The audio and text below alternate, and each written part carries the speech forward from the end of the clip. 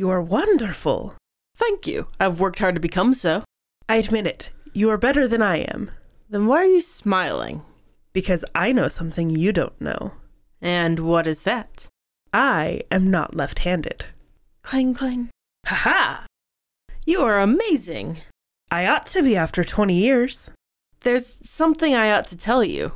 Tell me. I am not left-handed either. The Princess Bride. You're listening to Writing Roots, brought to you by Aspen House Publishing. Welcome to Writing Roots. I'm Lee Hull. And I'm Lee Esses.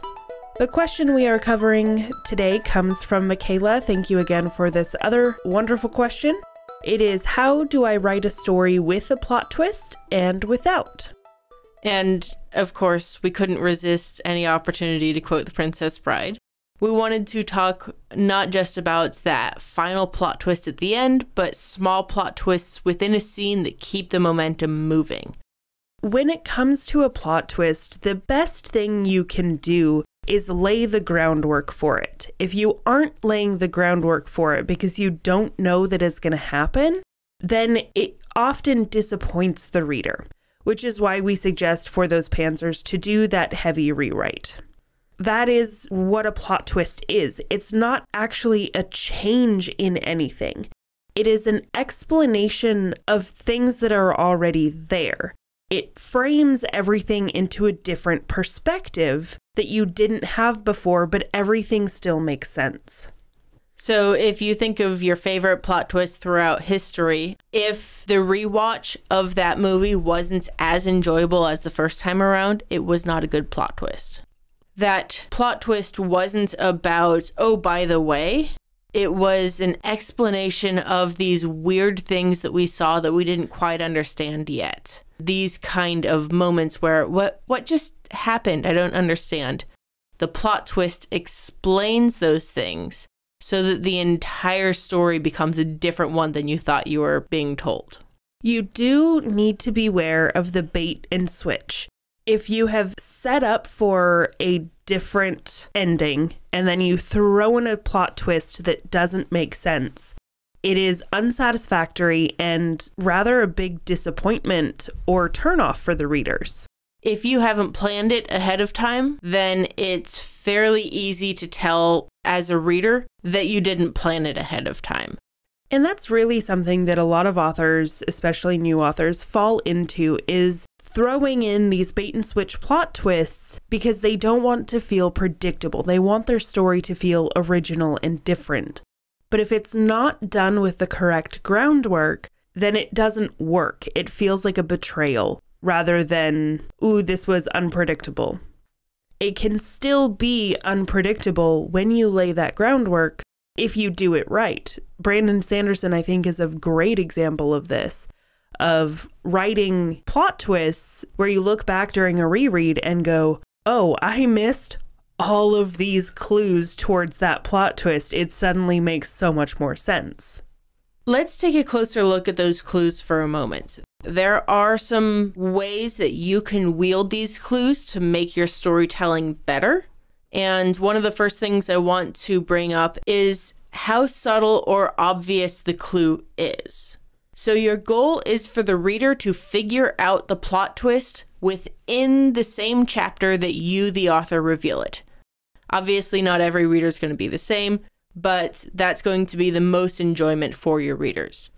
So to get there, you need clues along the way that they can follow, that they can pick up on. Some clues are going to be more obvious than others. If you do have an obvious clue, you need to give it a reason or an alternate reasonable explanation. So if the murder victim was killed with an awl, which is a woodworking tool, it's hard to spell it on a podcast, okay? And we find an awl with blood on the handle in suspect A's office. And he's like, no, I teach underprivileged children woodworking and I cut myself in my hand. It's my own blood on the awl. Okay, so we have this clue that was then kind of explained. And those explanations can be totally legitimate. Having an awl if you're teaching, underprivileged kids It doesn't change the fact that it very well could be a murder weapon, but there is another reasonable reason why he has this blood-covered awl. So one thing you can do to make a clue more subtle is to excuse it, even though the explanation doesn't necessarily negate the information in the clue that you've given. Another way to make a clue more subtle is to bury it. When you bury a clue, you are putting it in a section with a lot of other information. And it's all good information for the reader to have, but sometimes it is difficult to point out and say, yes, this is it. Another way to bury a clue is to change the timing of how you reveal information. So instead of knowing as you're going in to talk to the woodworker that the murder weapon was an awl, show the bloody awl and then later on reveal that there was that awl. And the more time you put between those two, the more subtle the clue is. So as you're changing and playing with the timing of the information you're revealing, that can also influence how subtle the clues are. As you're building towards the plot twist, the closer you get to the twist, the less subtle all of your clues will become. So if you are finally revealing the connection to the bloody awl, that needs to happen fairly late. Those larger clues that will definitely give away the information or really connect those last pieces, you always want those as close to the reveal as possible. We want the readers to find out, to make that connection in that chapter where it's revealed, just slightly before it is. And that takes a lot of work. And you're not only doing this with the subtlety or lack thereof as you get closer to the twist, you're also doing this with the timing, the spacing between the clues that you're putting. So you want them more frequent the closer you get to that twist. Spacing them out in the beginning makes it feel like you kind of have to hunt for them. And as you're doing it closer and closer to the twist, they're collecting more and more information. They've built theories and you want them to eventually land where you've guided them. The other thing to remember is that clues will naturally be more obvious to you than to your readers, and especially to your characters. So you can put in some fairly obvious clues that they won't really connect yet. If you have a question about how obvious your clues are, if they're too obvious, if they're too subtle, this is where you lean on your beta readers and your editors. Because you can ask them, after they do their read, you can point out those clues and be like, okay, how did you feel about the twist? Did it feel natural? All the clues?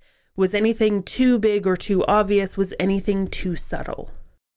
So we've talked about this a little bit with the readers. Your readers should put it all together right before you spring the reveal, before you spring that plot twist.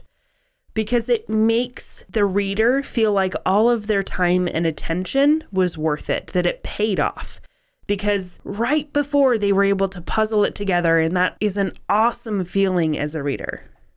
It also lends credibility to the twist that you've built in. If your readers figure it out ahead of time, not only are they having fun, but they believe the twist that you've given them. Because they figured it out on their own first. There's enough evidence to make it believable. Now, we mentioned this at the beginning. Plot twists don't only have to be a big reveal towards the end of the book. It doesn't have to be a whole plot arc plot twist. You can have small twists within scenes that keep it compelling, that keep it going. Great places to include these would be in arguments or fights of some kind. I especially love doing this in combat, like we saw in The Princess Bride. That kind of plot twist makes everything in the combat more interesting, especially if your readers aren't as martially efficient as some of us. Other places where you can look to include scene plot twists would be any time where the stakes are directly related to that moment. If there is a part of your book where there is going to be an immediate payoff for whatever is happening, those are good places for plot twists. But remember that not every story demands a plot twist. Sometimes the satisfaction is in the struggle, not necessarily the reveal. For the most part, I don't write a lot of plot twists. especially if I want something to be read very quickly, which tends to be my style. The less time the reader is spending pondering and thinking, the less time that they're going to spend on the book. They're going to read it faster, they're going to enjoy it more.